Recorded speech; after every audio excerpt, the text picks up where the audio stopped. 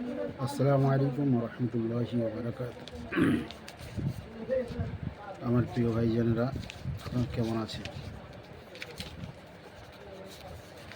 আশা করি আল্লাহর রহমতে আপনারা ভালোই আছেন, সুস্থ আছেন, সবল আছেন। মহান রব্বুল আলামিন আল্লাহ তাবারক ওয়া তাআলা আপনাদের সুস্থ সবল রেখেছেন। আল্লাহ রব্বুল আলামিন হলেন রহমান রহিম। তিনি মেহেরবান, তাঁর মেহেরবানির কোনো সীমা নেই। মহান রব্বুল আলামিন আল্লাহ তাবারক ওয়া তাআলা আমাদেরকে সাইয়্যিদুল মুরসালিন, ইমামুল মুরসালিন নবী মুহাম্মদ রাসূলুল্লাহ সাল্লাল্লাহু আলাইহি সাল্লামের উম্মত বানিয়েছেন। যারা আল্লাহ রসুলকে ইতাআত করেছেন তারা বড় ভাগ্যবান, সৌভাগ্যবান। তারা বহুত বড় সৌভাগ্যবান পৃথিবীতে এবং আখেরাতে। সবচাইতে আল্লাহ নবী সাল্লাল্লাহু আলাইহি সাল্লামকে যারা বেশি ইতাআত করেছেন, যারা অনুসরণ করেছেন, তাঁকে যারা বেশি ভালোবেসেছেন, তাঁরা হলেন সাহাবায়ে কেরাম আজমাইন। এই সাহাবায়ে কেরাম আজমাইনদের মধ্যে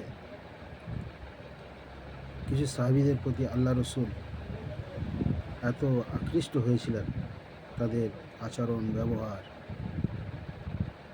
তাদের আত্মত্যাগ,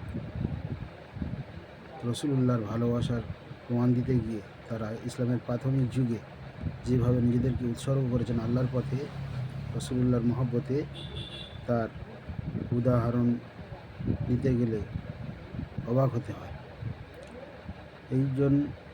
এই কারণে আল্লাহ নবী সাল্লাল্লাহু আলাইহি সাল্লাম 10 জন ব্যক্তি সাহাবীদের, 10 জন এমন সাহাবী আছেন যাদেরকে তিনি জান্নাতের সুসংবাদ দিয়ে গেছেন। তাদেরকে আশারায়ে মুবাশশারা বলা হয়। আশারায়ে মুবাশশারা সাহাবীদের মধ্যে তারা হলেন 1 নম্বর আবু বকর সিদ্দিক রাদিয়াল্লাহু তাআলা আনহু, দ্বিতীয় উমর ফারুক রাদিয়াল্লাহু তাআলা আনহু, তৃতীয় উসমান বিন আফফান রাদিয়াল্লাহু তাআলা আনহু, চতুর্থ আলী রাদিয়াল্লাহু তাআলা আনহু, পঞ্চম তালহা ইবনে উবাইদুল্লাহ রাদিয়াল্লাহু তাআলা আনহু, পঞ্চম জুবাইর ইবনুল আওয়াম রাদিয়াল্লাহু তাআলা আনহু, আর সপ্তম হচ্ছে আব্দুর রহমান ইবনে আউফ রাদিয়াল্লাহু তাআলা আনহু, অষ্টম সাঈদ ইবনুল যায়েদ রাদিয়াল্লাহু তাআলা আনহু, সাঈদ ইবনে যায়েদ রাদিয়াল্লাহু তাআলা আনহু, আটে হলেন সাদ বিন আবি আক্কাস রাদিয়াল্লাহু তাআলা আনহু, নয় হলেন আবু উবাইদা ইবনুল জাররাহ রাদিয়াল্লাহু তাআলা আনহু।